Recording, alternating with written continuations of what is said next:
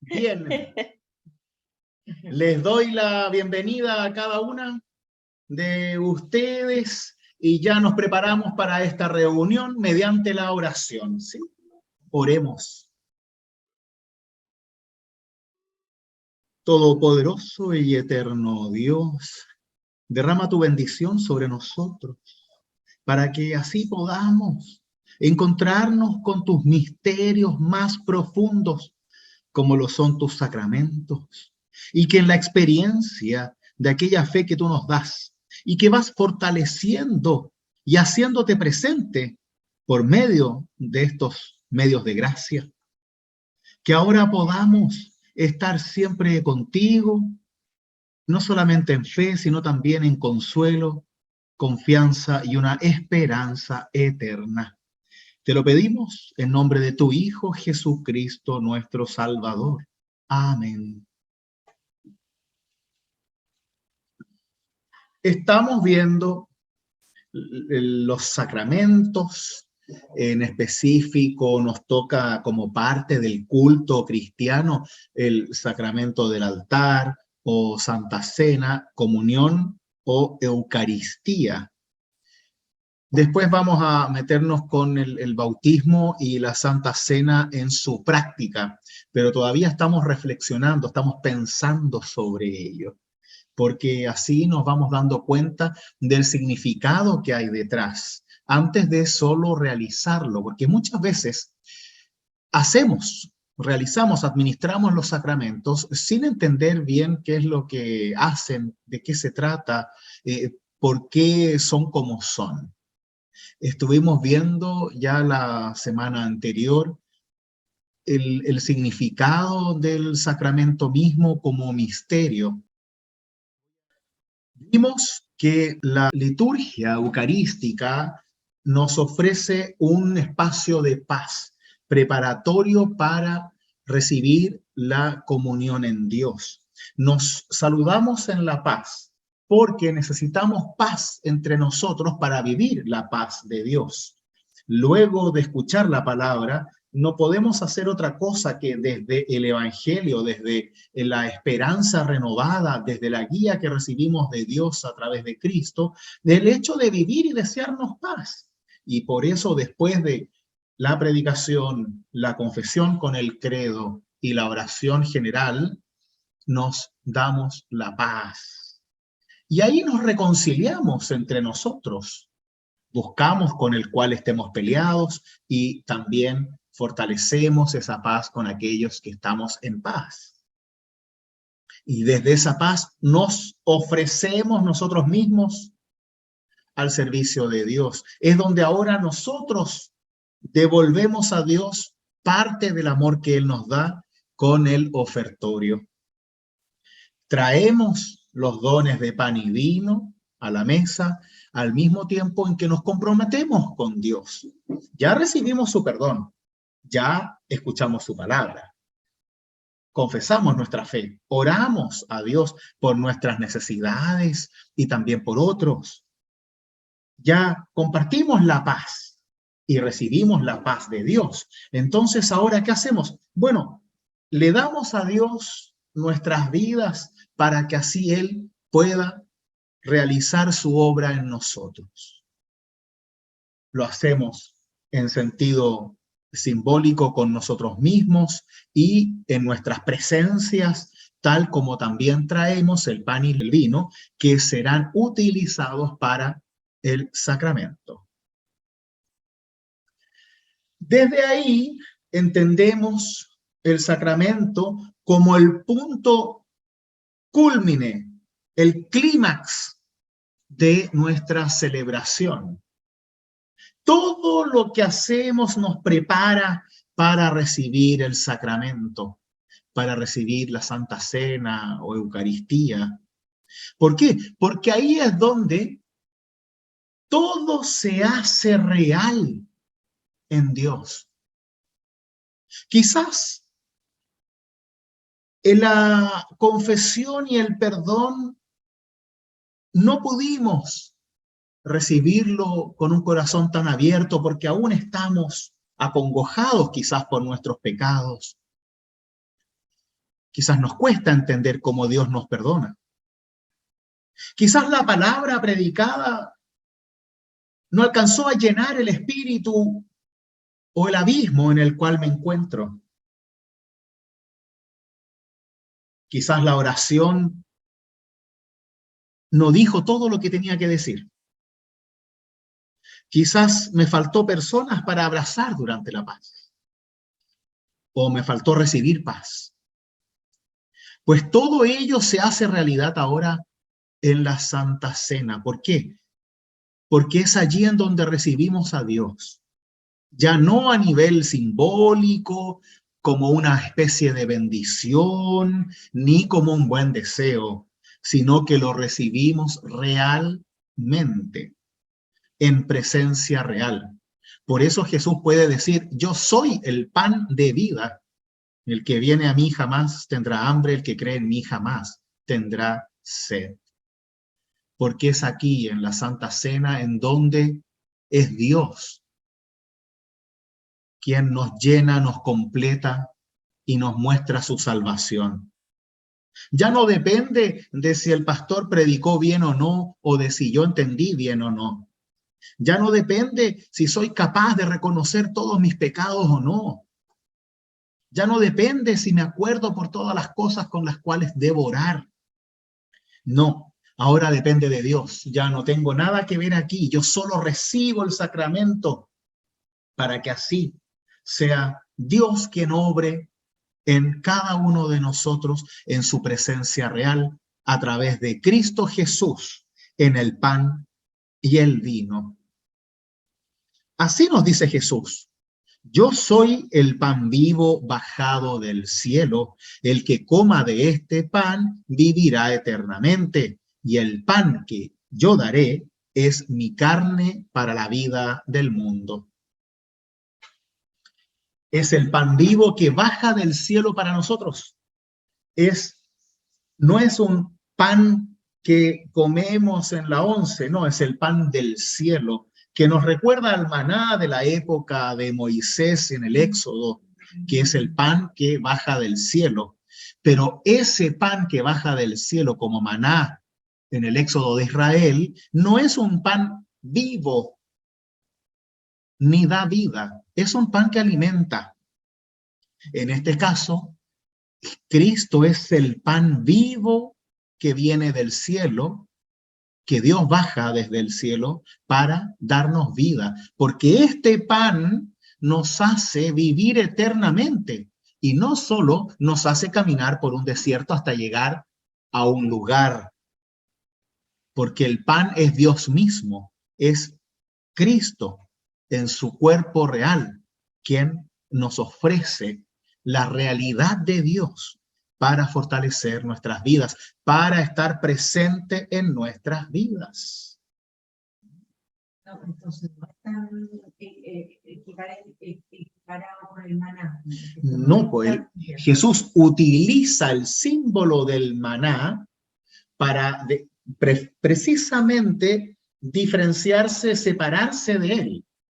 Porque una cosa es que Dios te alimente como lo hizo con el Éxodo o como lo hizo en los distintos milagros de Jesús.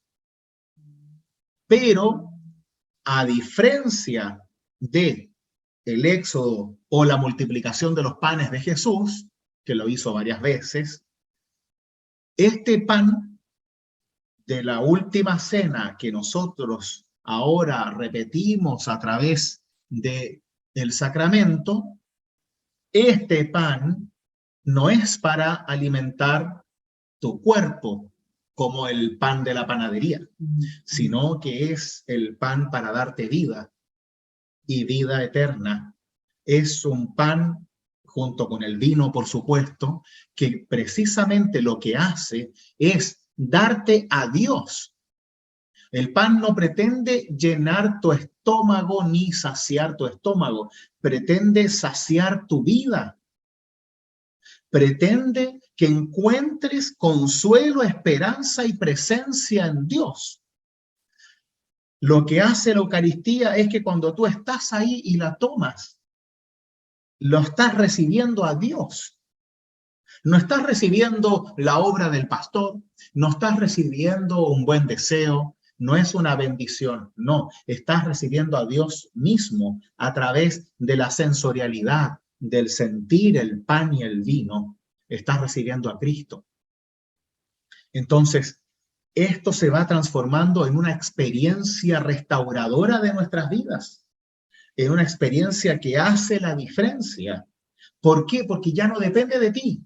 No se trata de si entendiste o no entendiste el sermón. No se trata de si el culto es fome o entretenido. No se trata de la identidad de la comunidad. No, se trata de que en ese momento está solo Dios y lo recibimos en comunidad. Recibimos juntos a Dios en comunidad. Y más aún, también, como sabemos, hacemos una media luna en la Santa Cena que se cierra en el altar. Pero detrás del altar, simbólicamente hablando, sigue la otra parte del círculo, la otra media luna, en donde están los santos en el cielo, en donde están nuestros fallecidos en Dios. Y es por eso que la Santa Cena se le dice comunión. La comunión o Santa Cena, ¿por qué? Porque hace que estemos unidos en una media luna, los creyentes en la iglesia, acá está el altar, y por atrás del altar se une a la comunión de los santos aquellos que están en el cielo. Nos unimos cielo y tierra. Cada vez que tomamos la Santa Cena, Dios viene hacia nosotros, pero ese Dios también nos une en la comunión entre nosotros y también con aquellos que ya no están. Por eso es tan especial. Sí. Y por eso lo hacemos de la forma en que lo hacemos. Porque cada uno de nosotros no solamente está pensando en recibir a Dios en ese momento, sino que también está pensando en su ser querido que ya no está, en los millones de cristianos que han pasado por los años, en la evolución de la iglesia, en lo que es la comunión de los santos, como lo estudiamos en el credo, que es la comunión de vivos y muertos bautizados en Dios. Y ahí estamos unidos, somos uno en la mesa del Señor. Por eso Jesús, cuando habla de la resurrección, también habla del gran banquete prometido, porque se refiere a esta mesa abierta en donde van a estar todos y todas, en donde la esperanza finalmente se hace real en plenitud. ¿Por qué? Porque en este gran banquete prometido están los vivos y los muertos, los de antes y los de después, los santos y pecadores, todos los que hemos sido unidos en Dios. Y cuando tomamos la Santa Cena en la mesa del Señor, lo que estamos haciendo es preparándonos cada vez más para ese gran banquete prometido. Por ahora solo nos vemos a nosotros en la mesa. Nos vemos solamente a la comunidad presente, pero sabemos y creemos que detrás nuestro está la otra comunión, la comunión de los santos que ya no está con nosotros y que estamos unidos en Dios, estamos unidos en la fe, unidos en la esperanza y caminamos juntos en esa esperanza. Y eso es una realidad que no podemos olvidar jamás, jamás. Porque la Santa Cena, como presencia real de Cristo en tu vida, no es solamente consumir un alimento, es la comunión real con Dios, la comunión sincera en Dios, la comunión con todos los creyentes de antes, de hoy y de después. Por eso la Santa Cena es el clímax, porque lo que hacemos es entregarnos. Nos entregamos en las manos de Dios y nos unimos en una sola línea, en un solo horizonte. Nos unimos en la misma mesa, los vivos y los muertos. Nos unimos en una misma esperanza. Nos unimos en la comunión de los santos. Y eso, queridos, queridas mías, es un verdadero regalo de Dios en su gracia. Es algo que tenemos que aprender a aprovechar para que así, cada vez que consumamos el sacramento, estemos no solamente recibiendo a Dios, sino también el reencuentro con la comunión de los santos en el cielo y en la tierra. Va mucho más allá de simples expectativas o sensorialidades, porque es Dios el que obra ahí. Y es ahí en donde nos fortalecemos exteriormente hacia el interior. Es Dios quien lo hace para nosotros. Y como Dios sabe que somos personas sensibles, instituye los sacramentos con elementos del mundo para que lo podamos sentir, percibir. Y por eso en el bautismo tenemos el agua para poder sentir ese lavamiento en Dios.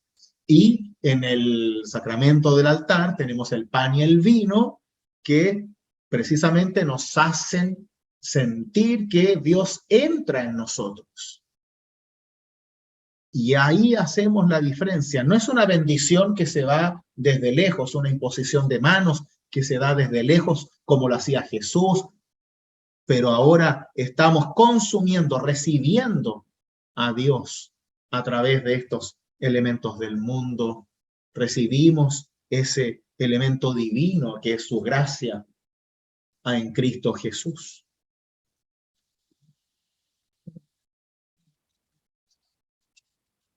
Por eso la Eucaristía, al menos para mí, es lo más importante del culto, porque es Dios quien se da a nosotros. Es Dios quien está con nosotros. Es Dios quien se entrega a través de Cristo Jesús en cuerpo y sangre para que nosotros tengamos vida.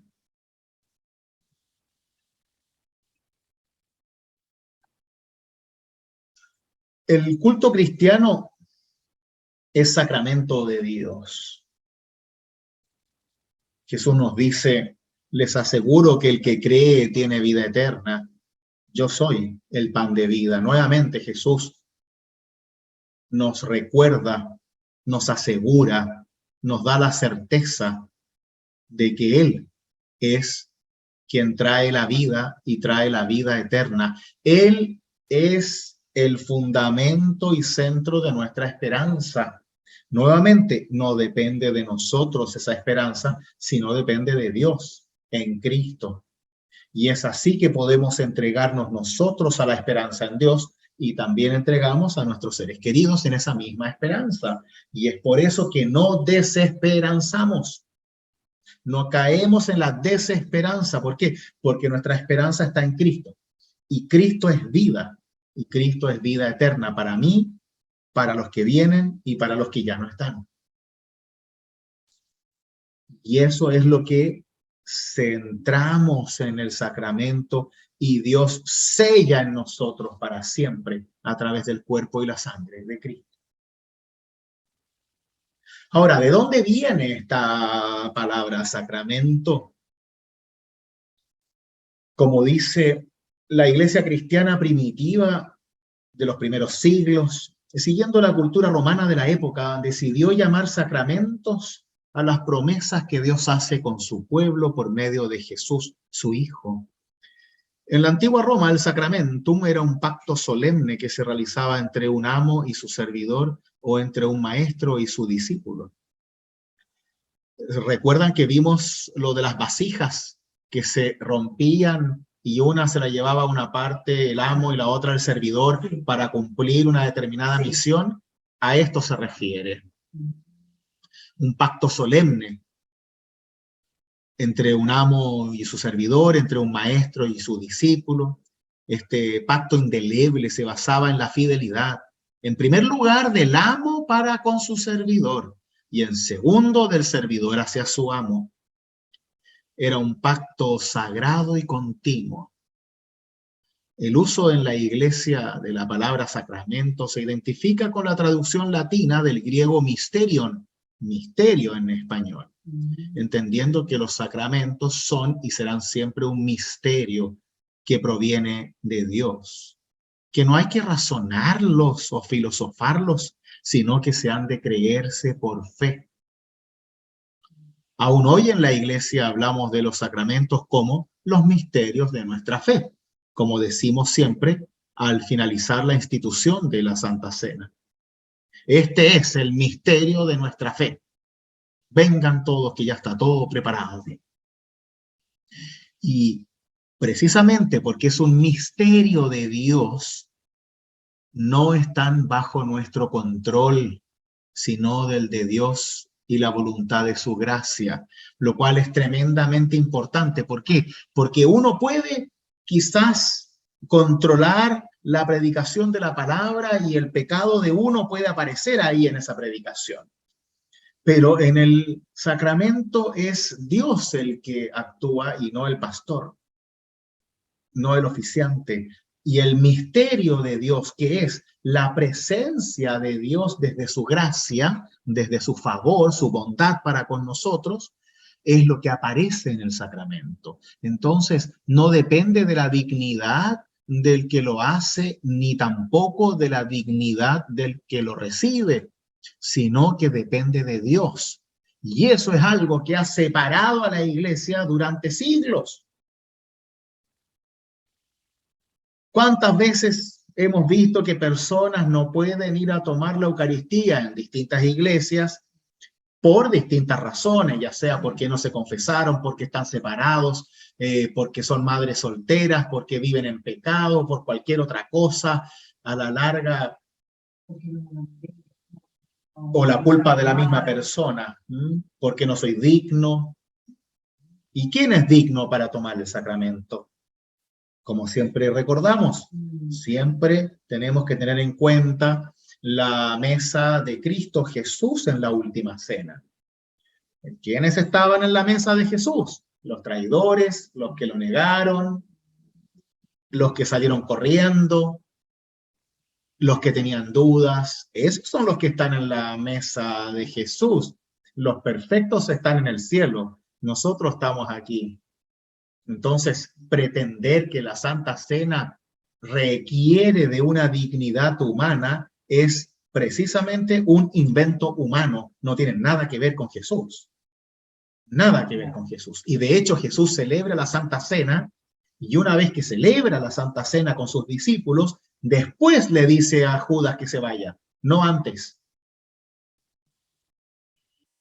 Una vez que terminó la última cena, Jesús le dice, ahora anda y ve lo que tienes que hacer. Jesús lo manda a hacerlo. Lo envía. Pero después de hacer la última cena, después de compartir el pan y el vino con él, no antes. Entonces, es muy importante que Jesús incluya a todos, como lo vamos a ver después. Es por eso que todo sacramento será siempre un misterio. Y esa es la base de fe en las promesas de Cristo al instituirlos. El bautismo sella ese misterio en nosotros con la presencia real del Espíritu Santo para siempre, porque ahí somos hijos e hijas de Dios, para siempre. Eso es imborrable, el bautismo. Por eso tenemos esperanza y por eso para mí, por ejemplo, es tan importante el bautismo, porque yo sé que las personas bautizadas están con Dios. Haga lo que haga, esté donde esté, están con Dios porque Dios selló su presencia en ellos en ese bautismo. Y no depende de mí, depende de Dios. Y por eso lo creo. Y la Eucaristía nos renueva y fortalece en la fe que Dios nos regala en su gracia con la presencia de Cristo Jesús, en donde vamos recordando una y otra vez que eso que Dios hizo en el bautismo es verdad y que la presencia de Dios es verdad y que cuando lo compartimos en comunidad vamos fortaleciéndonos cada vez más en la esperanza y en la presencia de Dios. Y eso es lo que Dios hace en nosotros. Es un proceso largo, claro. Es un proceso largo, pero bello. ¿Por qué? Porque cada vez que tomo la Santa Cena es un aprendizaje, es una oportunidad de sentir a Dios, Es una oportunidad de sentir esperanza. Es una oportunidad de entregarme a Dios, ser vulnerable. Es una oportunidad que es Dios quien la da. Y no dependo de mi intelecto, ni de si soy inteligente o no, ni lindo, feo, gordo, flaco, digno, indigno.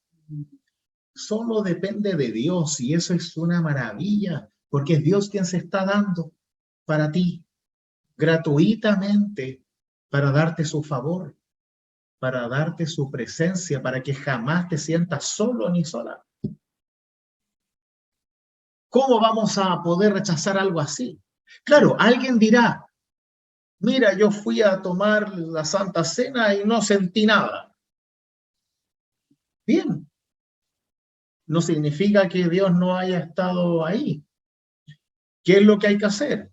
Seguir yendo, seguir practicando, seguir orando, seguir uniéndonos en comunión hasta que puedas percibirlo y puedas ser sensible a esa presencia de Dios. Claro, a la gente le gusta que todo venga de arriba. Y todos queremos, ¡pum!, apretar un botón y creer y listo, tenemos esperanza, se nos quitan los miedos, nos volvemos seguros, ya no somos vulnerables, es como ponernos un chaleco antibalas así. Pero eso no existe. Los procesos de fe son como los procesos de vida, procesos.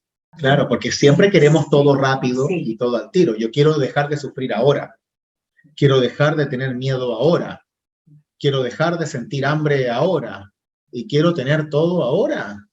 Pero la esperanza se trata de esperar, de aprender a esperar en Dios. No esperar para que las cosas se hagan solas, sino tener la esperanza mientras voy acercándome, trabajando, practicando, orando, participando. Porque la fe es algo muy etéreo, entonces cuesta. Claro, claro, para algunos cuesta más, para otros cuesta menos. El tema es que acostado viendo tele en la casa no va a llegar. Entonces tenemos que buscarlo, consultarlo, estar en comunión con otros, porque uno aprende la fe de la misma forma en que aprendemos a hablar. Escuchando aprendemos a hablar. Por eso los sordomudos son sordomudos. Porque como no pueden escuchar la voz, tampoco aprenden a hablar. Nosotros, al vivir la fe, no recibimos la fe de un árbol ni de una gaviota del cielo. Recibimos la fe por otro que nos habla de esa fe, que nos predica esa fe, que nos enseña esa fe. Y es así que vamos aprendiendo mientras compartimos la fe con otros. Por eso todos nosotros somos importantes e imprescindibles en este desarrollo de la fe comunitaria, porque si es que no hablamos de nuestra fe, entonces ¿cómo la gente va a saber de Cristo? Si no vamos a la iglesia, entonces ¿cómo vamos a practicar nuestra fe? ¿Cómo vamos a recibir los sacramentos? ¿Cómo vamos a escuchar la predicación? ¿Cómo vamos a definir, interpretar la palabra? Por eso, a la larga, si uno no se mueve, no pasa nada, o pasa muy poco. Y queremos que sea solo, que se haga solo, automático, y eso no funciona. O queremos tener experiencias místicas, ya claro, ándate al Tíbet un año si quieres, pero después vas a tener que volver y hacerte cargo de tu vida, igual. Entonces, si uno no tiene disciplina de fe, disciplina de orar, de estar cerca de la palabra, de vivir la fe en comunidad, de estar en el culto, de recibir la Santa Cena, entonces pedir fe es como tratar de correr una maratón sin zapatillas y sin haber entrenado antes. No tiene ningún sentido, te vas a hacer daño solamente. La fe se vive y se expresa y se aprende con disciplina, compartiendo, uniéndonos con otros, aprendiendo, hablando con otros, dudando, ¿por qué no? Criticando, leyendo la palabra. Pero no esperemos que sea así como que te golpee la cabeza como cuando cae el excremento de una gaviota. Claro, queremos que venga del cielo automático. pero no funciona así. Por eso Cristo vino al mundo. Dios podría haber hablado desde el cielo y haberle dicho a todos los seres humanos en un solo momento desde el cielo, ya ahora estos son los mandamientos, hagan esto y listo. No, no funciona de esa forma. Porque no habríamos entendido nada, claro, porque ya lo había hecho antes un montón de personas. Entonces, Dios decide venir él mismo para hacerse cargo de esa realidad. Decide venir él mismo para que así podamos tener esa experiencia de sentir a Dios, de vivir a Dios, de escuchar a Dios, de tocar, oler, de estar presente a Dios. Y por eso no es lo mismo que alguien te diga, no, no te preocupes, vas a resucitar porque Jesús lo dijo. No, Jesús mismo muere y resucita para que tengamos la prueba viva de la resurrección. Y no solamente un deseo o una esperanza, sino que ya está. Jesús al resucitar abre el reino de los cielos para todos los que creen. Y porque Él resucitó, nosotros resucitamos. Entonces no es una esperanza de, pucha, ojalá que pase y ojalá que sí. No, si Jesús resucitó, ya está abierta la puerta del cielo para nosotros. Ya está. Y tenemos una certeza. Y esa certeza es una esperanza en la resurrección porque esperamos la resurrección. Tanto vivos como muertos, estamos en esa esperanza. Pero tanto para vivos como para muertos es una certeza, es una seguridad. Yo no tengo dudas de mi resurrección. Dios sabrá qué hace conmigo, pero yo no tengo dudas de mi resurrección ni de mis seres queridos. ¿Por qué? Porque confío en Dios, no en mí, ni tampoco en Él. Yo no confío en que las obras de mi hermano o de mi abuelita la van a salvar. No creo. Cristo los va a salvar. Cristo nos mantiene en la esperanza. Cristo nos da esa seguridad porque Cristo es la vida.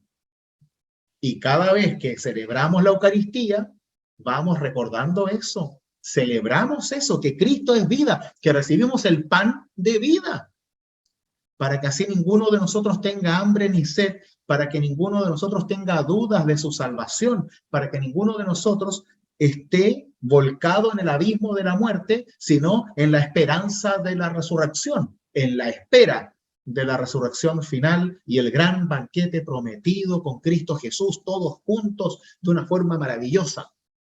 Y por eso yo me siento unido a mis muertos, porque estamos en la misma esperanza. Yo espero aquí, los otros esperan allá, pero estamos esperando igual. Y eso a mí me llena de esperanza, porque siento que estamos en la misma. No es que mi abuelita sea una angelita y me está cuidando desde el cielo, para mí al menos, sino que está en la misma esperanza que yo y vamos a resucitar juntos y vamos a estar juntos en el gran banquete, vamos a estar juntos celebrando la fe y la vida. Por Dios, no por mí, no es porque yo lo merezca ni mi abuelita lo merezca, sino que es por la obra de Dios. Porque cuando empezamos a ver si la persona que se fue merece o no merece, estamos solo trayendo malestar a nuestra vida y nada más. Porque tenemos que inventar. No nos queda otra que inventar. Y ahí algún día inventaremos cosas buenas, otro día inventaremos cosas malas, y a la larga, desde nuestra razón, vamos a empezar a pensar si tal o cual persona está con Dios o no está con Dios, si merece castigo, merece salvación, cuando eso es de Dios, no nuestro. Y debemos dejarlo en las manos de Dios. En la misma esperanza.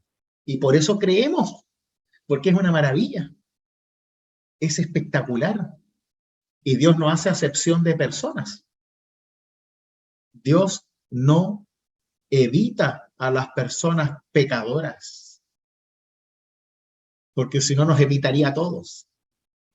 Claro, y uno puede decir, sí, es que el otro es más malo y este no lo merece, pero Dios obra por amor, no por meritocracia. Porque si hiciera la meritocracia, entonces capaz que nosotros también nos quedamos afuera, aunque pensemos que somos súper buenos. Y eso es aceptar el amor de Dios por sobre el juicio humano. Y a la larga, ¿de qué trae el juicio humano? Nada bueno. Y por eso vivimos en la justicia de Dios.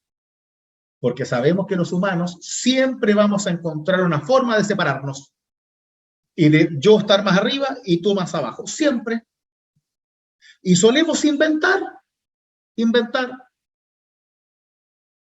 Y tenemos este morbo que constantemente nos lleva a pensar, ay, ese no va a ir al cielo porque es malo.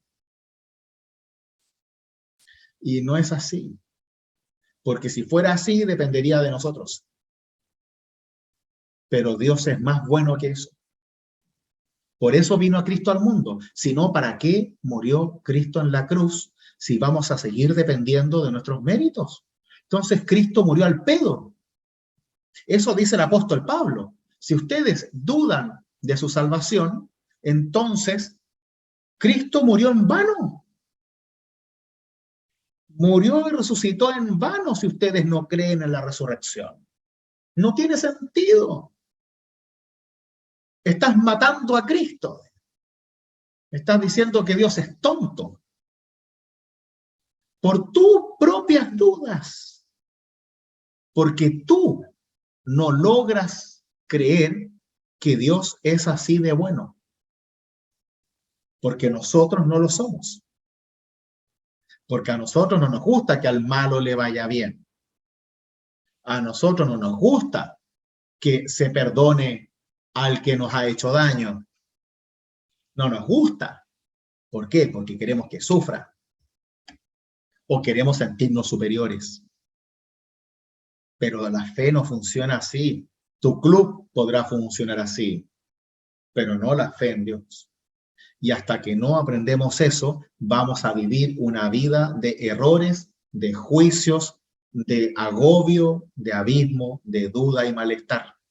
Porque siempre vamos a caer en la misma piedra de buscar una autoseguridad en vez de recibir la seguridad de Dios. Y así vamos a caer siempre, una y otra vez. Hasta que aprendamos de que esto no depende de mí ni de ti, sino de Dios.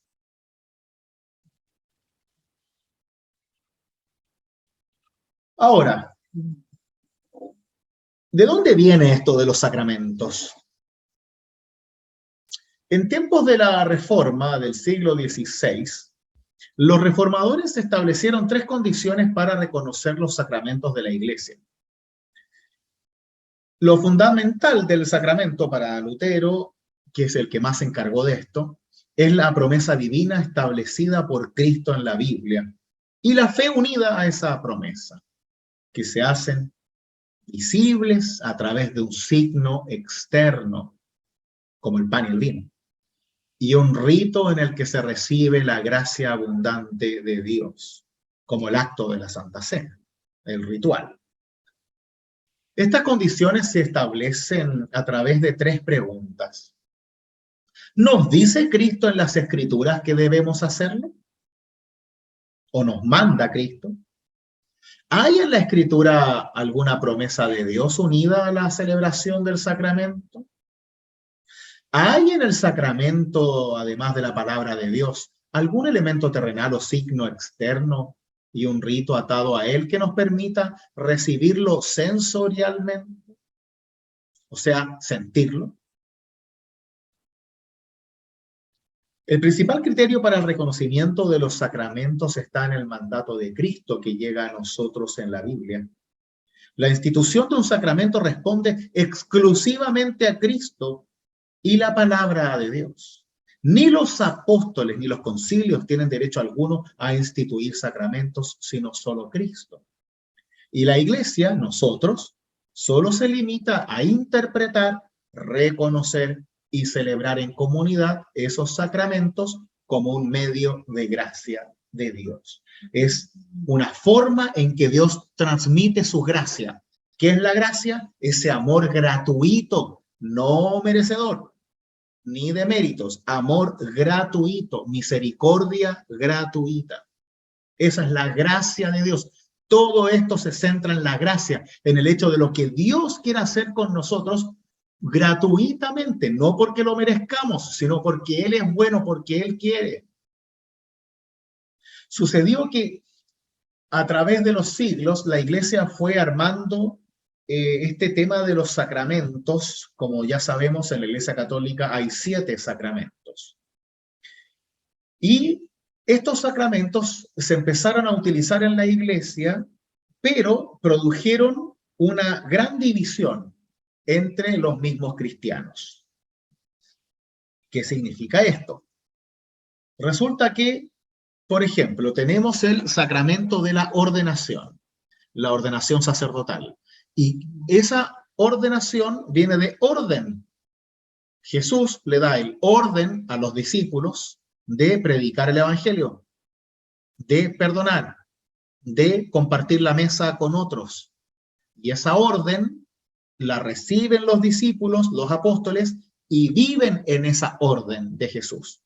De ahí viene la ordenación al ministerio de la palabra y los sacramentos que tenemos los pastores y sacerdotes, ¿ya? Esa orden es una llamada de Dios hacia el servicio en la iglesia, a través de el amor al prójimo. Claro, hay personas que nos dedicamos a esta orden y hay personas que no. Y por eso existen pastores ordenados, que se refiere a los que han recibido esa orden, y el resto de los creyentes comunes y corrientes. El problema está en que, desde nuestra visión, nosotros somos iguales.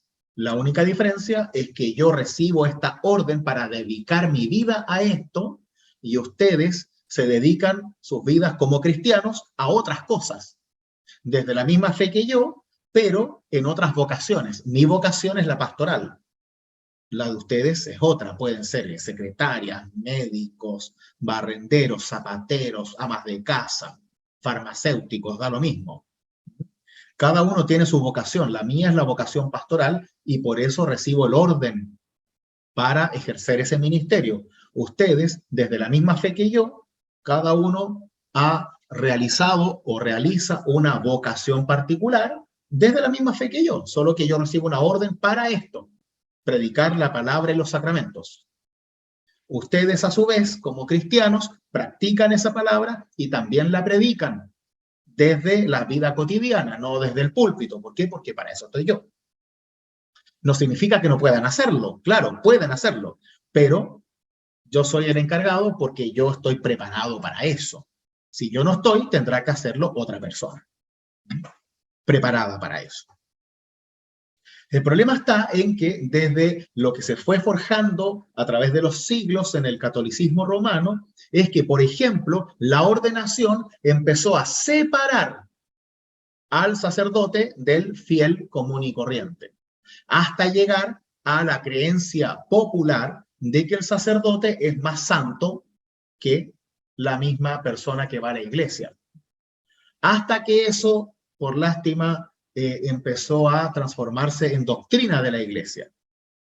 Y hoy en día la ordenación ya es dogma de la Iglesia Católica, en donde el sacerdote se le es dada una dignidad especial para ejercer su ministerio. Y ahí es donde empezamos a separarnos. Yo recibí una orden, no una dignidad especial para cuando me ordenaron. Si yo recibiera una dignidad especial, significa que lo que hago yo no lo hace nadie más. Y por eso, yo, por ejemplo, como pastor, no puedo celebrar la Eucaristía en la Iglesia Católica porque yo no soy digno.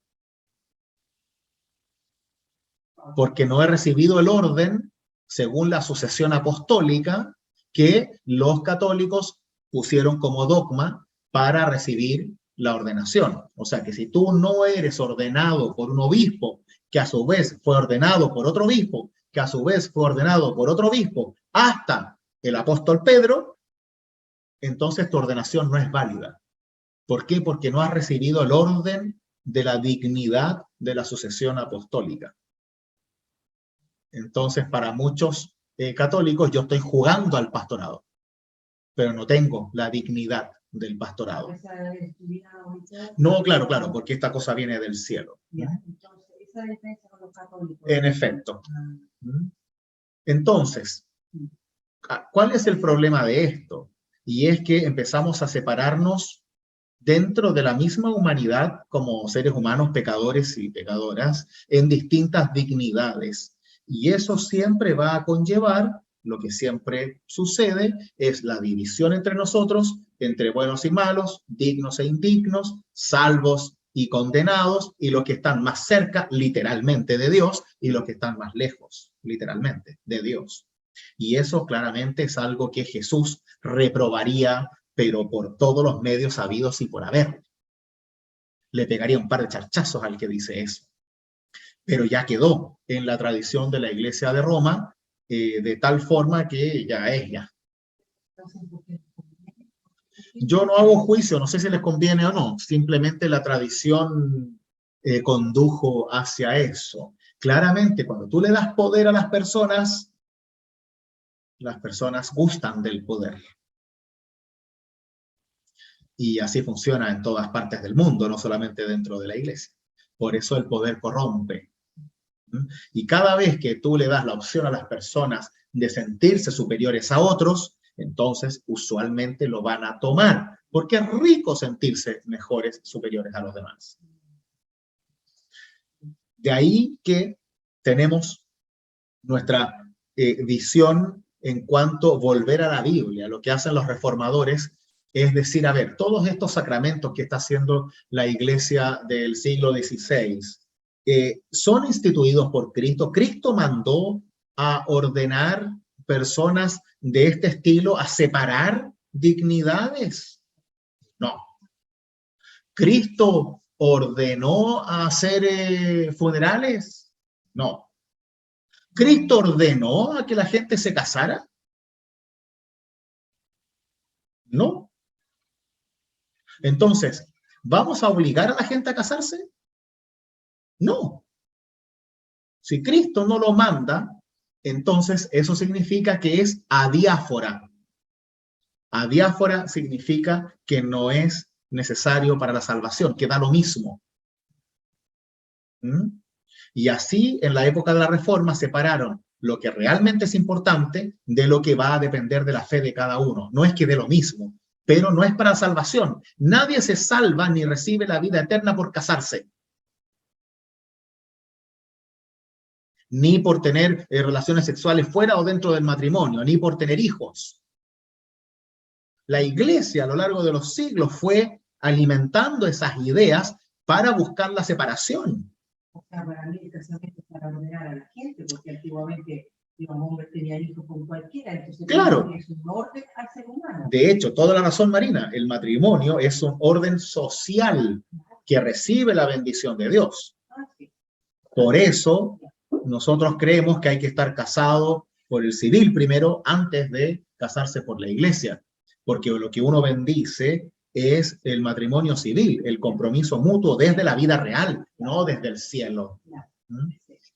Entonces, con los sacramentos nos centramos en lo que Jesús ordena, no en lo que yo quiero como pastor. Claro, a mí me encantaría que todos se casen y sean felices y tengan hijos, pero no todos se van a casar y pueden hacer las cosas distinto a mí y no por eso se van a ir al infierno, ¿no? ¿Quién soy yo para obligar a que todos hagan lo mismo que yo creo que es correcto? Entonces, Jesús no manda a hacer estas cosas. Entonces, la primera vez, lo que hacemos al preguntarnos qué es sacramento y qué no, es ver si Jesús lo manda o no. Y así, luego nos preguntamos, bueno, pero este sacramento no es una bendición, es el misterio de Dios. Entonces, tiene que traer consigo algo de Dios. Tiene que darnos a Dios. ¿Por qué? Porque sabemos que desde la experiencia de la Santa Cena, de la Eucaristía, de la última cena de Jesús, Jesús dice, este es mi cuerpo, esta es mi sangre, de verdad, para ustedes. Háganlo. Cada vez que se reúnan en memoria de mí, cada vez que lo hagan en mi nombre, ustedes van a recibir mi cuerpo y mi sangre. No lo que parece mi cuerpo, ni lo que yo podría creer que no, es mi cuerpo y mi sangre, es, con mayúscula, es. Y es así como entonces empezamos a pensar, bueno, ¿en dónde recibimos a ese Dios que es? Y ya sabemos que la Santa Cena lo es, y después nos recordamos el bautismo de Jesús, en donde el mismo Espíritu Santo baja sobre Cristo, baja personalmente en Cristo para estar ahí, y desde ahí viene la orden de bautizar en el nombre del Padre, del Hijo y del Espíritu Santo, en donde recibimos verdaderamente al Espíritu Santo que se queda en nosotros y somos sellados con fuego y con el agua del Espíritu para siempre. Entonces tenemos ahí en los sacramentos la presencia de Dios, la orden de Jesús, los elementos del mundo, el pan y el vino, el agua, y el elemento invisible, el elemento de Dios, la gracia de Dios, la presencia de Dios, porque el pan y el vino son para nosotros cuerpo y sangre. El agua es el Espíritu Santo que recibimos. Entonces tenemos la parte material y la parte espiritual, la parte de Dios. Y en el bautismo se nos promete la vida eterna y el perdón de los pecados, y en la Santa Cena se hace real ese perdón y esa vida eterna cada vez que lo recibimos. ¿Por qué Jesús habrá elegido el vino? Primero, porque es sabio. O sea, le estás preguntando a la persona más correcta del mundo, porque para mi forma de ver, como catador de vino que soy, no vale eso. No vale. El vino es un brebaje que está vivo.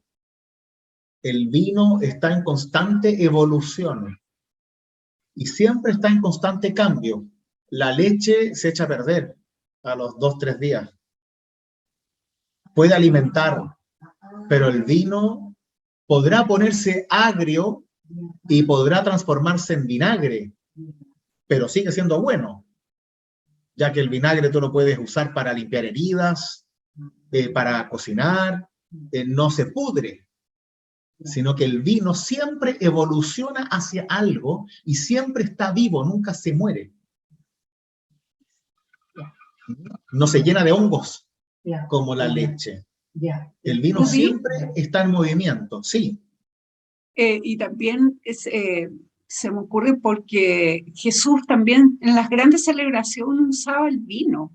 Era un elemento para celebrar las bodas de bodas de Caná, claro. El vino era símbolo de la celebración, de la alegría, de la cercanía de Dios. Por eso, el primer milagro de Jesús, según el Evangelio de Juan, es el convertir agua en vino. Porque el vino era importante para la cultura y la alegría de la celebración de la vida. El pan es lo más básico. ¿Por qué no eligió un fruto, por ejemplo? Porque se pudre. En cambio, el pan dura mucho más. Recordemos que el pan, para el pan que se refiere Jesús, no es la marraqueta nuestra, sino que el pan ácido, claro, ese no se echa a perder. Lo puedes tener semanas. Es duro. Es una galleta, en realidad, cocida. Entonces, tanto el pan como el vino, tú los puedes llevar contigo de viaje. El vino va a transformarse. Quizás cuando llegues a destino va a ser vinagre, pero lo vas a poder tomar igual, no te hace mal.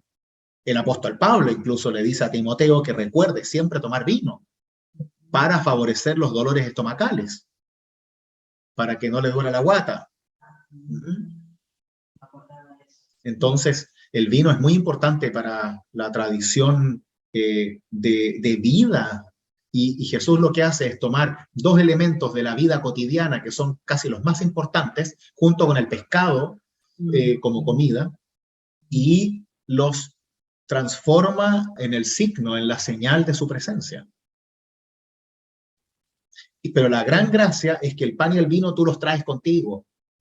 Siempre tenemos que pensar en que las personas llevaban un morral y en ese morral siempre había un pan para el viaje. Ya. El vino era más complicado porque tenía que ser vasijas de greda, pero tú a donde llegaras había vino. Ah, ya. Era más probable que hubiese vino a que hubiese agua potable. Claro, Mm. claro. A lo mismo que en la época de Lutero había más cerveza que agua, porque agua potable no había mucho, y menos con las pestes que había, de peste negra, y con la insalubridad en la cual vivía. Entonces el vino era seguro. Tú podías tomar vino y sabías que no te ibas a morir. En cambio tomabas agua y a veces te pegaba una intoxicada más o menos. Sí, claro, hay que ponerse en esta época. Entonces vemos que estos tres criterios nos ayudan a comprender y definir lo que es sacramento y lo que no. Para que así no demos una visión divina a algo que es humano. El matrimonio, por ejemplo. Muchos creen que el matrimonio es santo. El matrimonio no tiene nada de santo. Es humano. Y está lleno de dificultades, de obstáculos, y Dios no va a vivir el matrimonio por ti, eres tú el que tiene que vivir el matrimonio. Lo hacemos con la bendición de Dios, con la ayuda de Dios, pero el compromiso que yo hago con mi esposa, lo hago yo, no Dios. Yo me comprometo con mi esposa para estar con ella hasta que la muerte nos separe, pero Dios no lo hace, yo lo hago, y ella lo hace conmigo. Y ese es el compromiso. En el bautismo es Dios quien se compromete conmigo. Se confiesa la fe como parte del ritual para que recordemos en qué fe realizamos el bautismo. Pero es Dios quien bautiza, yo solo lo recibo. Dios es el que se compromete conmigo en el bautismo. Cristo se compromete conmigo en la Santa Cena, no yo. Yo me ofrecí en el ofertorio y Dios me da a Cristo en el pan y el vino.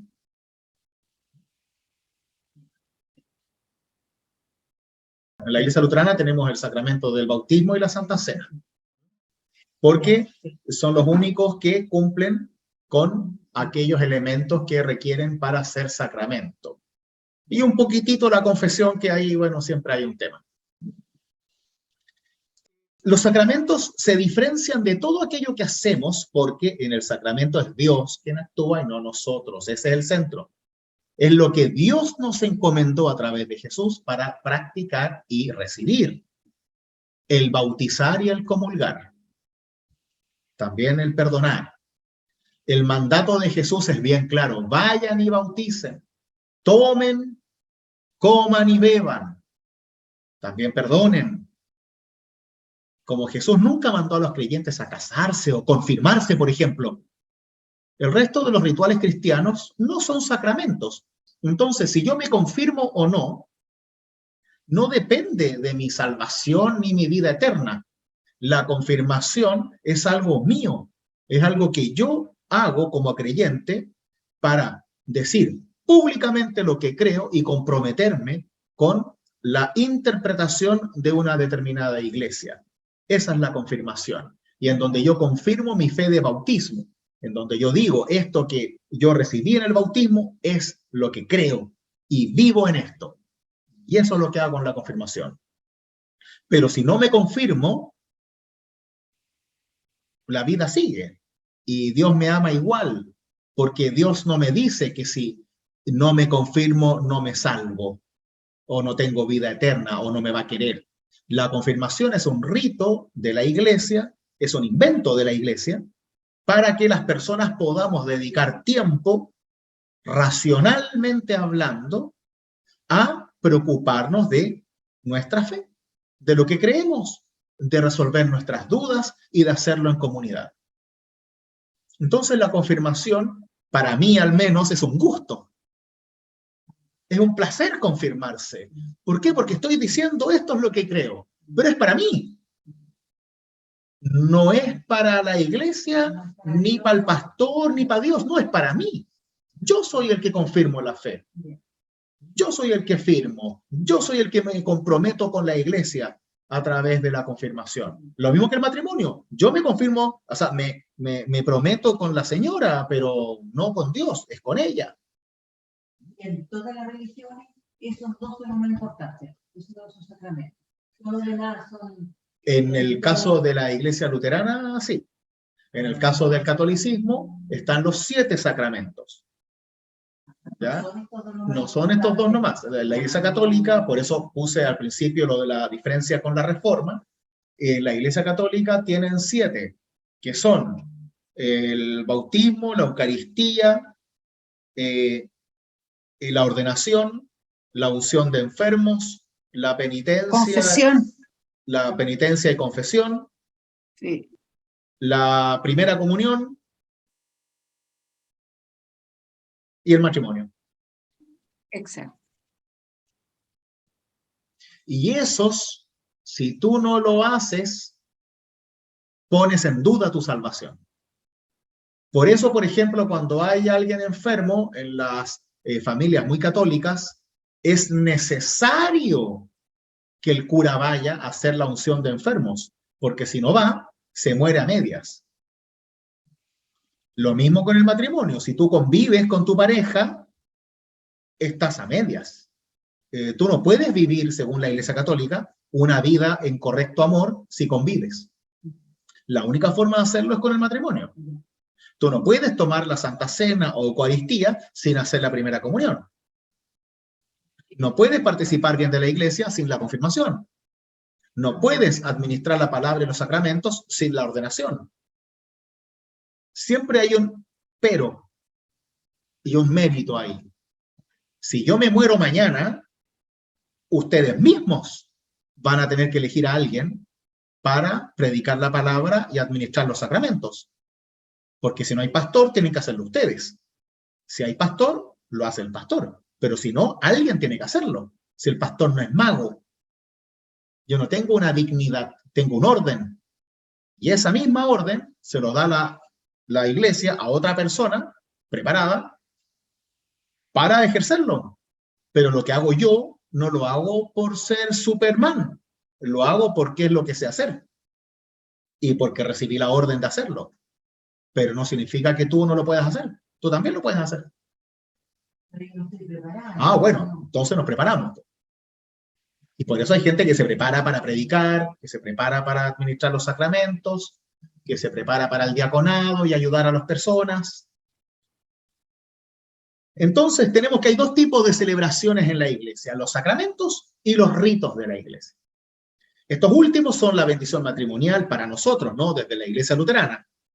La bendición matrimonial, los funerales, la confirmación, la unción de enfermos, bendiciones, consagraciones, todo ello son ritos de la iglesia que favorecen nuestra vida de fe y buscan vincularnos con Dios en los espacios de la vida cotidiana. Estos ritos tienen como fundamento la necesidad del ser humano de contar con la bendición y guía de Dios ante las distintas etapas y situaciones de la vida. Al igual que separar lo sagrado y lo profano, como las consagraciones. Pero no traen consigo una promesa de salvación de Dios como en el caso de los sacramentos. Por ejemplo, en el caso de la consagración, como vimos al principio de este ciclo de confirmación, vimos todo lo importante que hay en la consagración de los elementos del altar y todo eso, pero el altar no te salva. Uno hace esa separación entre lo sagrado y lo profano para vincularnos con Dios a través de lo sagrado. Pero la cruz no me salva como símbolo, es Cristo el que salva.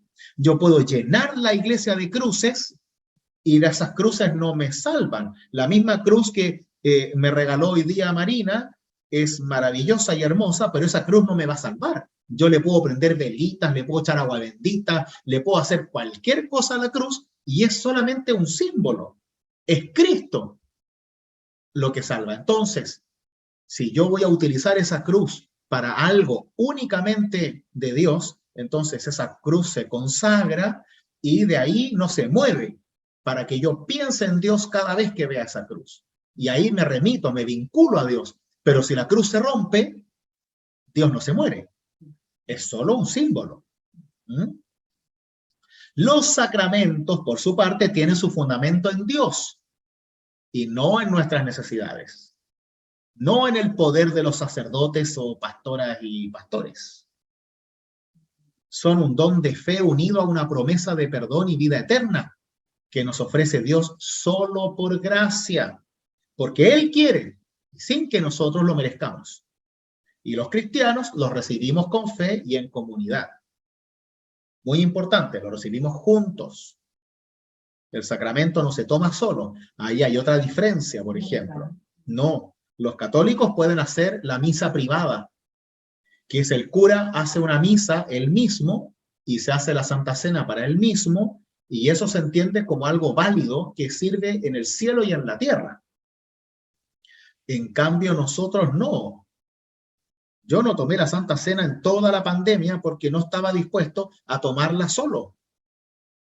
Y porque si la voy a tomar con ustedes, mi comunidad, porque creo que la Santa Cena es la comunión en la fe que recibimos en Dios. Sí, pero la familia también es una comunión, entonces lo pueden hacer toda la familia y está haciendo comunión. Claramente, yo podría haberlo hecho en mi casa con mi familia, Sí. pero eso habría sido muy injusto para todos ustedes. Claro, yo soy el pastor y puedo hacer lo que quiera, pero no, eso no corresponde. O es, acá en la iglesia la ley es siempre la misma, o es para todos o no es. Para cuando hacemos la Santa Cena, ¿es para todos o no se hace? Por ejemplo, cuando en los matrimonios me piden que haya Santa Cena, la ley es, perfecto, podemos hacerlo, pero si se hace es para todos, no solamente para los novios o para los papás, no, es para todos o no se hace, porque no se puede excluir de la comunión de Dios. Porque es comunión, común unión que hace Dios para nosotros. Desde ahí que tenemos que Jesús nos enseñó a vivir la fe en comunidad y amar a nuestros prójimos. Sabiendo lo difícil que es para nosotros lograr esto, nos dejó los medios de gracia, el Evangelio y los sacramentos, por los cuales recibimos a Dios. Medios en los cuales Dios actúa y obra en nosotros. Estos no dependen de la fe del creyente ni de la dignidad de quien la administre. El ser bautizado en nombre de Dios Trino significa ser bautizado por Dios mismo y no por el ser humano. Es, por lo tanto, una obra de Dios mismo y no del pastor. El pastor solo dice las palabras: yo te bautizo en el nombre del Padre y del Hijo y del Espíritu Santo, pero el que bautiza es Dios. Por eso cualquiera puede bautizar, no solo el pastor. El pastor está llamado y ordenado a predicar, bautizar, hacer los cultos y administrar el sacramento. Pero no significa que otro no lo pueda hacer. ¿Por qué? Porque no trata de dignidad, trata solo de preparación. Yo soy el que está preparado para ello, pero cualquiera que esté preparado lo puede hacer, no solamente yo. Desde ahí que en cuanto a la reforma, las tres preguntas que vimos antes nos invitan a reconocer el sacramento en la unión de estos cuatro elementos. Y aquí queda más claro lo de las tres preguntas anteriores. En cada sacramento tenemos que ver un mandato de Jesús en la Biblia. O sea, Jesús tiene que mandar a hacerlo. En el caso del bautismo, Jesús dice: vayan todos y bauticen a todos los pueblos en el nombre del Padre, y del Hijo y del Espíritu Santo, para que todos sean mis discípulos y yo voy a estar con ustedes hasta el fin del mundo. Algo así dice Mateo 28. Después también dice en Marcos 16, el que creyere y fuere bautizado será salvo. ¿No? Ahí Jesús une el bautismo y la fe con la salvación. Entonces nos está diciendo que el bautismo es importante. No dice el que está casado y crea será salvo. No, no, el que está bautizado y cree es salvo. Lo mismo en la promesa de presencia de Dios que trae ese mandato. En el bautismo se nos promete que es el Espíritu Santo el que baja a nosotros. Y en la Santa Cena es Cristo en cuerpo y sangre el que viene a nosotros. Y Dios nos promete esa presencia. Y es por eso que la gracia de Dios se transmite a través de un elemento invisible, el Espíritu Santo y el cuerpo y la sangre.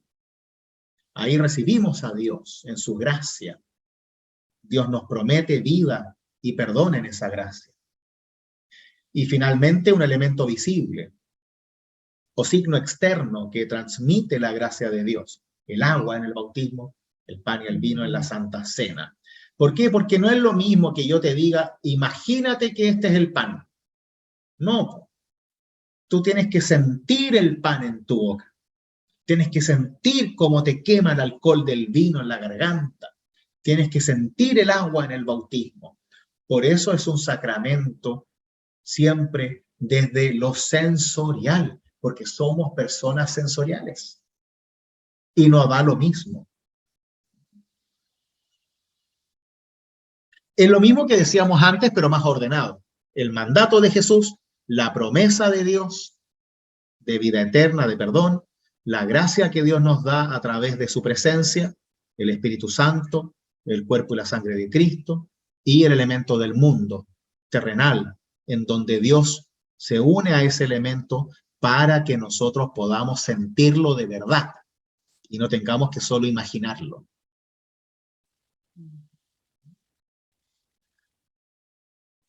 Eso es muy importante. Entonces, cada vez que nos preguntamos qué es sacramento y qué no, aquí está la fórmula. Y no tiene ninguna gracia en realidad, es lo que aparece en la misma Biblia. Nada más que eso.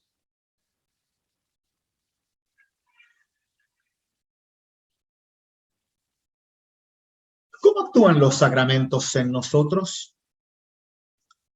Bueno, al morir y resucitar Jesús, sus discípulos ya no lo podían ver, tocar, oler, ni sentir, pero Él no los había abandonado. Antes de irse, Jesús prometió que no los iba a dejar solos, que estaría con ellos todos los días hasta el fin del mundo, que siempre que 2 o 3 se reúnan en su nombre, Él estará en medio de ellos y que les dejaría el Espíritu Santo como inspirador, consolador y defensor en la fe.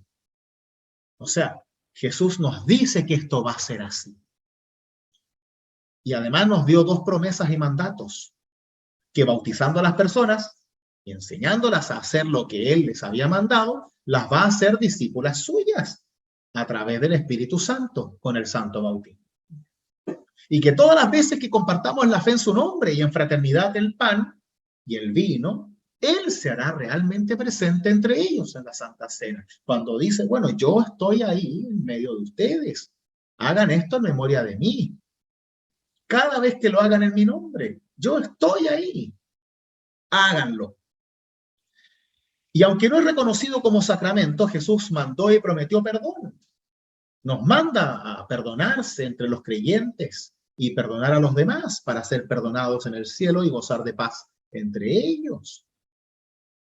Jesús nos dice a través de los discípulos cuando está resucitado y se acerca a ellos y les dice, perdónense los unos a los otros. Es tan difícil. Es tan difícil. Y el Pedro le pregunta, ¿cuántas veces voy a perdonar a mi prójimo? Y Jesús le dice 70 veces 7, o sea, abúrrete de perdonar.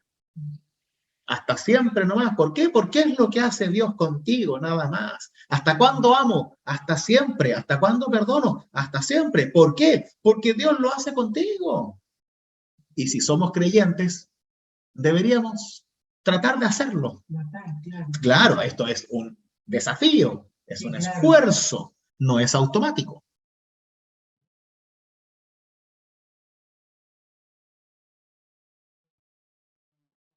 Como vemos, la Santa Cena el sacramento en general, el bautismo también, es una experiencia. Es una experiencia de fe centrada en Dios y en la presencia de Dios, que excede todas nuestras capacidades y dignidades humanas y que todo lo contrario nos une en esa humanidad. Nos hace dignos en sí mismos, nos hace justos y pecadores, nos transforma en herederos de Dios por su amor y no por merecimientos. Y eso lo debemos tener siempre claro. Por eso las preguntas que siempre se hace la gente, ¿y puedo ir a tomar la Santa Cena? Sí, tienes que ir. Pero es que estoy en pecado, con mayor razón anda entonces. Es que estoy en pecado evidente y con mayor razón entonces, ¿o acaso no necesitas de Dios en tu vida? Es que no hice la primera comunión. Bueno, anda a tomar la cena y después anda a hacer la primera comunión. Hazte cargo de tu vida, pero anda, porque Jesús no le niega su presencia a nadie. A nadie. No se puede hacer de otra forma, porque cada división que hagamos va a ser siempre una división humana, que no viene de Cristo, viene de la iglesia. Y quizás la iglesia en algún momento puede prescindir de algunas normas o puede crear normas para ordenar el sacramento. Y será una decisión de la iglesia, pero no es de Cristo, es de la iglesia. O sea, como en muchas partes o cuando yo era chico, se exige la confirmación en la iglesia luterana para recibir la Santa Cena. Pero esa es una decisión de la comunidad, de la iglesia, no de Dios. Entonces, siempre tenemos que tener cuidado con esos órdenes comunitarios contextuales que pueden ser útiles para el manejo de la comunidad y el orden de los rituales, pero también pueden resultar discriminadores. Y no solamente porque siempre se hizo así, siempre se va a tener que hacer así. Entonces tenemos que preguntarnos, no sé, el curso de primera comunión, ¿realmente te capacita para el sacramento o simplemente ayuda? O sea, ¿se puede obligar, se puede exigir? O la misma la confirmación, ¿se puede exigir? Tal como puedo exigirle a una persona que se case antes del matrimonio y si no la rechazo y la echo de la iglesia por pecadora. A la larga, la gran pregunta que tenemos que hacernos es si Jesús manda eso o no. O si Jesús hace acepción de personas. O si Jesús discrimina. O cuántas exigencias tiene Jesús para recibir su palabra y recibir su presencia. Yo no veo muchas. Entonces, como iglesia tenemos que tener cuidado.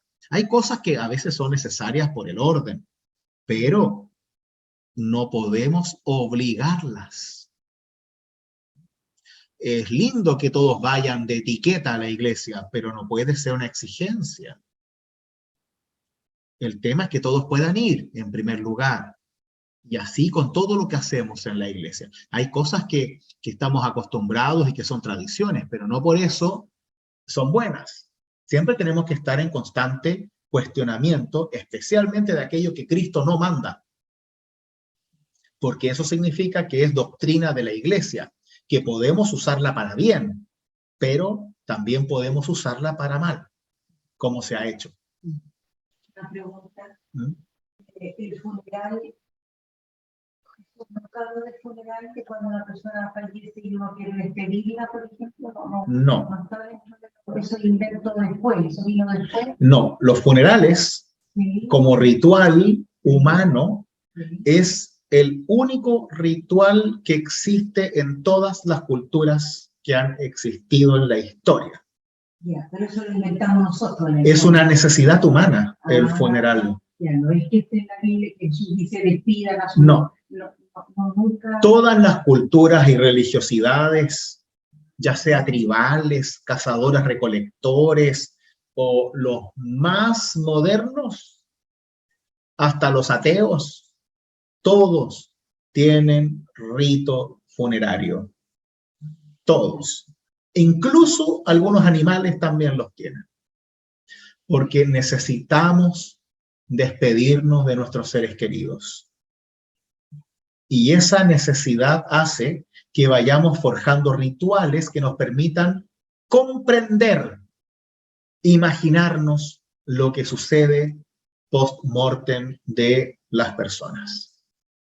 Entonces, algunos los tiran al agua, otros los creman, otros se van al desierto, otros a la nieve, otros van a que se lo coman los animales, otros los entierran.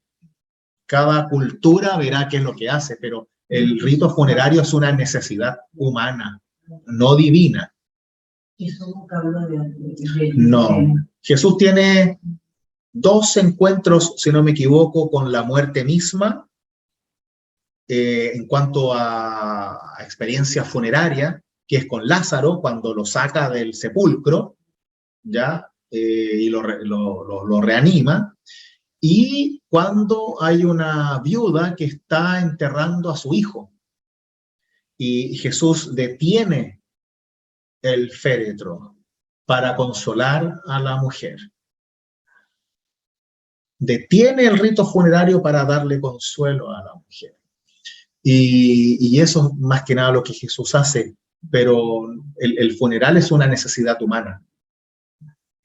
Lo mismo que el matrimonio, es para poder ordenarnos y estar en paz. Después se va a descubrir que es bueno sepultar a las personas por un tema de salud, que hay que hacerlo fuera de las napas de agua y de los ríos, porque contamina, etc. Después se hacen estos lugares como cementerios, porque se entiende que hay que separar a los muertos en descomposición con los vivos, etc. Pero todo eso es experiencia humana que se va aplicando desde el ritual religioso, pero nace primero de la experiencia. Por eso los rituales de funeral son para los que quedan, no para el que se va. Porque son los que se quedan los que necesitan esperanza, el que se va ya no hay nada que hacer. O sea, yo una vez conversaba con mi papá y él decía, a nadie le interesa que yo esté ahí, es que yo digo, no, él está acompañando al que está triste. Claro. Pero eso es todo lo que yo siento. Así es, es un acto de acompañamiento, de compartir esperanza, Claro. Y todo eso hace bien, hace muy bien. Es Claro. bueno para la vida. Es bueno eso, sí. Y es una necesidad. Lo mismo que la sepultura. A mí me gusta el hecho de la sepultura, que las personas puedan ir a un lugar a recordar a sus seres queridos. A mí no me da esperanza tirar las cenizas al mar. A otras personas sí. Depende ahí de las necesidades de cada uno. Pero yo encuentro bueno, la sepultura tiene un rol terapéutico para las personas. El hecho de ir a visitar a tu ser querido, que tú sabes que está muerto, pero lo vas a visitar. Es un gesto terapéutico que te acerca a la persona, que te hace sentirla cerca. Le puedes hablar. Y no es lo mismo hablarle en el living de la casa que hablar frente donde lo sepultaron. Genera una realidad distinta. Por eso lo que hacía la Iglesia Católica de mucho tiempo atrás, de no hacer funerales a las personas que se suicidaban, por ejemplo, es una burrada total, total, porque el funeral es para los que quedan, no para el que se va. Es una forma de castigo, nada más que eso. Es un castigo porque no se murió correctamente como tiene que ser. Y así más dolor le das a la familia, peor lo pones. De hecho, fue Lutero uno de los primeros que rechazó eso y que dijo que no existían dignidades para la muerte, que acá todos nos morimos igual. Da lo mismo si te moriste de la peste negra, te suicidaste porque estabas enfermo o te moriste de viejo. O sea, todos somos hijos de Dios y amados por Dios. ¿Acaso hay alguien que tiene menos dignidad que el otro por su forma de morir? Entonces él decía y lo comparaba, bueno, entonces el que fue a la guerra y le explotó una bomba, entonces ese que no se va a salvar porque está en pedazos, o sea, o porque mató a alguien, vamos a empezar a hacer una lista para ver quién es más digno y quién no. No tiene sentido, son separaciones humanas que son tan odiosas que hacen daño solamente, nada más que daño. Sí, sí, es muy castigadora la Iglesia Católica. Sí, en muchas cosas. Para finalizar, que me queda muy poco tiempo, el sacramento, como ya lo dijimos, es para todos. Reconocemos los sacramentos como un regalo de Dios y nadie tiene autoridad sobre ellos. Son para todos los cristianos y cristianas. Y el mismo Jesús lo dice al instituirlos, siempre en plural, mencionando que es para todos. Vayan y hagan que todos los pueblos sean mis discípulos, bautizándolos en el nombre del Padre, del Hijo y del Espíritu Santo. Tomen y beban todos de ella. Yo cuando hago la institución de la Santa Cena me preocupo de hacer ese todo fuerte para que lo escuchen, todos de ella. No solamente los que yo quiera, los lindos o los miembros, no, todos. Así también nos invita, vengan a mí todos los que están afligidos y agobiados y yo los aliviaré. Jesús se ofrece a sí mismo para poder estar con nosotros y darnos alivio, paz, esperanza. Y cuando hablamos de todos, también decimos los niños. Dejen que los niños vengan a mí, no se lo impidan, dice Jesús. ¿Por qué no le damos la Eucaristía a los niños? Porque no la entienden. Ah, ya, ¿y tú la entiendes? ¿Tú sabes realmente lo que Dios hace en la Eucaristía? No, si somos humanos, es un misterio. ¿Por qué vamos a privar a los niños de la presencia de Dios? ¿Acaso el juego es un pecado? ¿Acaso si el niño no es exactamente un teólogo, entonces no puede recibir a Dios? Es una estupidez. Es una discriminación que no tiene nada que ver con Jesús, sino con nosotros. Toda exclusión de una persona al sacramento depende de una doctrina humana de la Iglesia y no del mandato de Jesús. Eso tiene que quedar claro. Si hacemos una regla en la Iglesia para ordenar de alguna forma el sacramento, lo podemos hacer, pero tiene que tener la claridad de que es una cosa humana y no es de Dios. Y como creyentes debemos invitar a todos al sacramento, de modo que velemos que sea Dios quien obre la fe en todos y no juzgar sobre los méritos de los demás ni basarnos en expectativas sobre la fe de otros, como decir, ah, pero es que esa persona no cree. Claro, no cree como tú. O ese es pecador. Claro, no peca como tú. O ese es malo. Bueno, no es malo como tú. Pero a la larga, siempre voy a juzgar a los demás con mi propia regla. Y yo voy a ser siempre el que tiene el mérito y no los demás. Y como ya dije antes, a esta pregunta, ¿quién administra los sacramentos? Sabemos que el misterio ordenado en la Iglesia luterana llama y ordena a pastores y pastoras para predicar la palabra y administrar los sacramentos. Ese es mi orden como pastor.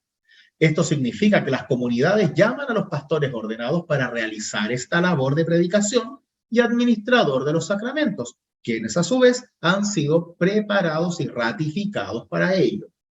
Tengo un permiso para eso, que me da el obispo.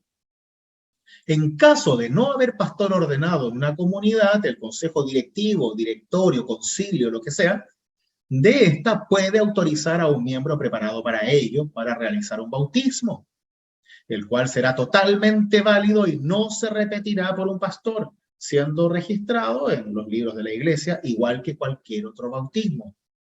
De igual manera, si una comunidad no tiene pastor, puede y debe elegir a uno o más miembros preparados para celebrar cultos, predicar la palabra y administrar la Santa Cena. Es obligación de la comunidad que la palabra se predique y se administren los sacramentos y no se repiten. En caso de un bautismo de emergencia, como dice más abajo, es un deber. En casos en que la vida de una persona no bautizada corre peligro de muerte inminente, todo cristiano bautizado puede y debe realizar el bautismo de emergencia. Simplemente con el líquido que tenga a mano y la cantidad disponible y las palabras bautismales, yo te bautizo en el nombre del Padre, del Hijo y del Espíritu Santo. Amén. Listo. Y se le echa agua en la cabeza, en la mano, donde sea. El líquido que encuentre, aceite, Coca-Cola, no importa. No importa.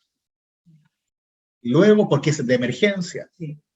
Y el bautismo se comunica a la iglesia que se hizo, se registra y no se repite, porque es válido. ¿Por qué? Porque no depende del pastor, depende de Dios. ¿Se entiende? No es como que tú fuiste a una iglesia y el pastor era bígamo, entonces su bautismo o su santa cena no es válido. No, es un pecador nomás. Pero lo que hace ahí lo hace Dios, no el pastor. Claro, es el canal. El canal, uno dice las palabras solamente.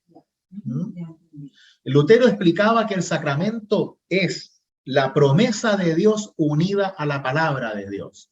Y es por eso que el que está administrando y celebrando el sacramento solo une la promesa con la palabra. Es Dios el que realiza la obra. Uno repite la promesa y la palabra y listo. Muy bien. ¿Cómo vamos? Muy bien, muchas gracias. Harto de todo, ¿ah? Como que... Pero es Ay, como siempre lo mismo, ¿o no? sí, Repetir claro, muchas veces lo sí, mismo. Sí, No hay mucho que aprenderse de memoria, es más que nada entender. Ya sí. dije muchas veces lo mismo, ¿sí? Para que les quede bien grabadito. Sí, pues. El examen. Claro, el examen después frente a toda la comunidad, como se hacía antes en la confirmación, ¿no? Sí. ¿Hay alguna pregunta? Próxima semana vamos a finalizar con el tema de los sacramentos. Así que todavía vamos a ver un poquito más a fondo el bautismo mismo y la Santa Cena misma, para que no quede ninguna duda. Hay dos mandatos de Dios o de Jesús, pero les falta una de las calificaciones. No tiene nada terrenal, pero él no tiene agua, no tiene pan, no tiene vino. Pero él dice, ámense los unos a los otros y ayuden al prójimo. Que si uno lo tomara así, podrían ser un sacramento también, pero no tiene la parte terrenal. O sea, Claro, claro, esa es la razón por la cual la confesión no quedó como sacramento. Al principio lo era en la iglesia, Lutero lo había dicho como sacramento y los otros también, y después como no quedó unido al elemento visible y no se recibía literalmente a Dios, sino que se recibía el perdón de Dios. Al final se decidió no usarlo como sacramento. Para mí, en general, sí lo es, la confesión al menos.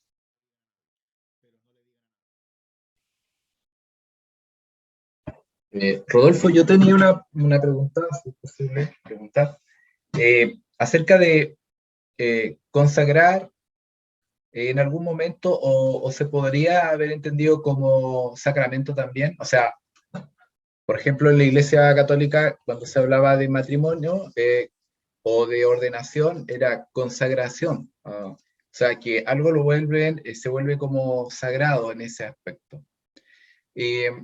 Entonces, por eso que también se ve como en la Iglesia Católica como que es un sacramento muchas cosas. El matrimonio, por ejemplo, si bien aparece como, claro, es una decisión personal, una forma, un estado de vida, pero generalmente, por lo menos se habla de que la presencia de Dios esté presente, como en muchas otras cosas de la vida, puede estar presente también ahí, en el matrimonio o en la vida consagrada, o en tu caso, por ejemplo, como pastor, es como la idea. O sea, si bien tal vez el matrimonio no es un sacramento, pero podría ir en ese sentido también, ¿no? De ¿qué misión tengo yo en la vida con esto que estoy llevando o con lo que... O sea, o pedir que Dios te presente. Como en las Claro, bodas de Cana, por ejemplo. es que para eso realizamos los ritos de la iglesia, ¿no? Tal como yo recibí la ordenación al sacerdocio y al sagrado ministerio de las palabras y los sacramentos, y también recibí la bendición matrimonial en mi matrimonio y mi bautismo y mi confirmación, y todos estos rituales me hacen sentir cerca de Dios. lo que hay que tener en cuenta, a diferencia del catolicismo romano, es de la dignidad que estos ritos no entregan, ¿ya? ¿Por qué? Porque tal como dije antes, nosotros podemos decir o creer que el matrimonio es un estado santo en sí mismo, solo porque podría ser un sacramento. Pero en realidad lo que recibe el matrimonio es una bendición de Dios. Y eres tú, en tu matrimonio, el que tiene que hacerse cargo de esa bendición de Dios y vivir en esa bendición de Dios. Pero no es que Dios obre por sobre ti en tu matrimonio, porque si no seríamos todos súper felices y no cometeríamos errores. Claro. Entonces, yo creo que la gran diferencia es esa necesidad constante, especialmente en el catolicismo, de agregarle dignidad a las relaciones, a los rituales, que nos hacen creer que somos superiores al otro. O me va a decir que en la Iglesia Católica el que está casado no es superior al que es soltero, o al que tiene hijos, al que no tiene hijos. Y podrás decirme ya, bueno, no es dogma, pero claramente se cree. Entonces, yo Sí, personalmente me alejo de esas dignidades porque creo que somos todos iguales, sí, es aunque cierto, o aconseje el sea, matrimonio. claro, sí, es verdad, se nota como eso así, no sé, por ejemplo, si hay una persona que es consagrada a la vida religiosa, así como, ah, ya, está súper por arriba, o un matrimonio que así como ya tiene tantos hijos y participa en la parroquia, entonces ya, y el que es soltero, no sé, pues bueno, cásate algún día o hace algo. Sí, Claro.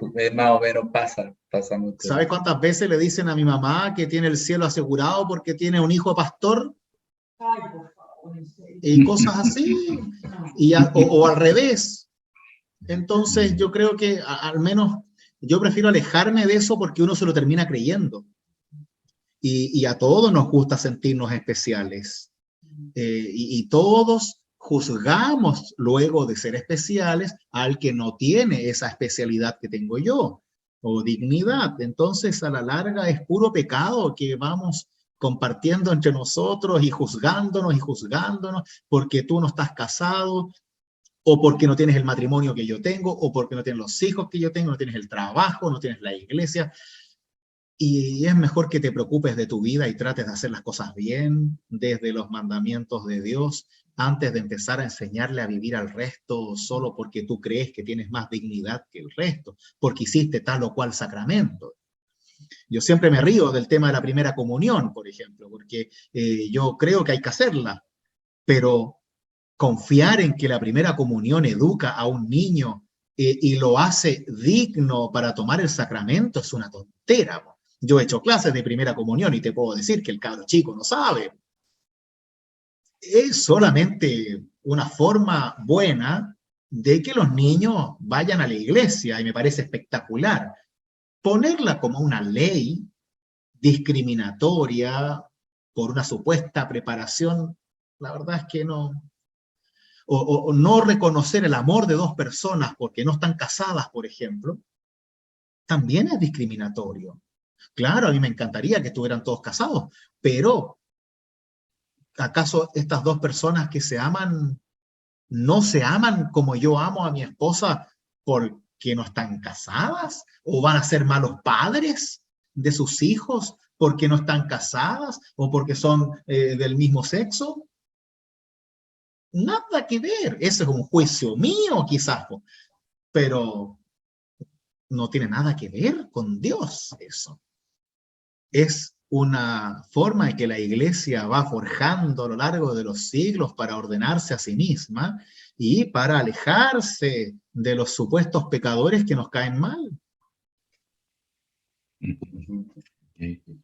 ¿Cuánto tiempo se rechazó en la iglesia a las madres solteras? ¿Cuántos padres solteros fueron discriminados en esa época? Y los mismos hijos, o sea, claro, eran discriminados en los colegios, Hijos no naturales. tenían Pero cabida. era discriminada la mujer y los hijos, los guachos, ¿no es cierto? ¿Y los papás? no eran discriminados. ¿O alguna vez tú conoces a un hombre que dejó embarazada a una mujer que no se hizo cargo de su hijo y después no lo dejaron bautizar o no le dejaron que sus otros hijos fueran al colegio porque tenía otro, le pusieron alguna traba o algo? No, po. Entonces ahí empezamos a ver lo estúpido, lo humano, lo pecador, que son estas normativas que a veces tiene la iglesia y que no tienen ningún sentido, que son sexistas, machistas, discriminadoras, segregadoras, y no tienen nada que ver con Cristo al menos. Tendrán que ver con la historia de la iglesia quizás, pero con Cristo no tienen que ver, eso te lo aseguro. Claro. Gracias. Muy bien, queridos míos, entonces los invito a tener un momento de oración y así nos encomendamos en las manos de Dios para que Dios obre en nosotros esa fe liberadora y no esa visión de juicio y castigo y condena constante que tanto nos reúne. Oremos.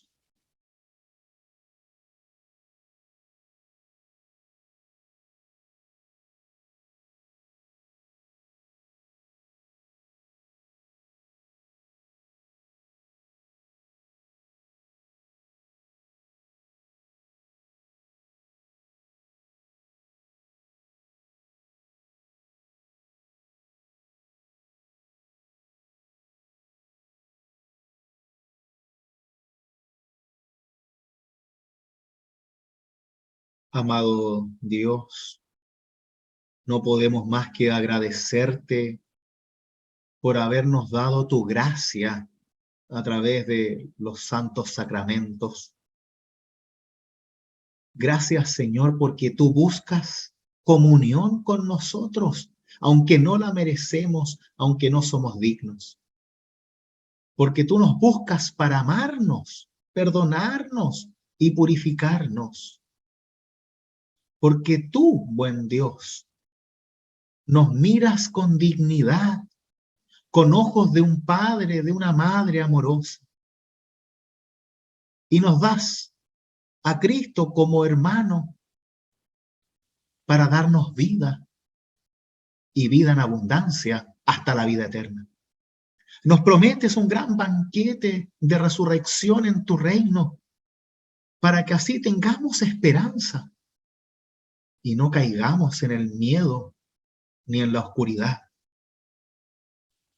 Y nos ofreces a través de signos del mundo tu presencia real, para que no tengamos que inventarnos esa presencia, para que no tengamos que estar separados de ti, sino que podamos recibirte en la fe como tu mismo Hijo nos ha ordenado, para que podamos vivir cada día y cada respiro con la certeza de que tu Espíritu Santo está sellado con fuego en nosotros, y para que podamos renovar ese fuego espiritual, para que podamos recibirte cada vez que tomamos tu Santa Cena, tu comunión, de modo que te sintamos siempre cerca y que no haya abismo, ni oscuridad, ni dolor, ni desesperanza que nos pueda separar jamás de tu amor que es en Cristo Jesús.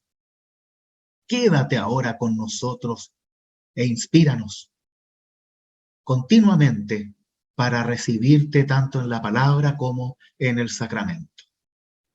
Todo esto, Señor, te lo agradecemos cada día con aquellas palabras que tu Hijo nos enseñó.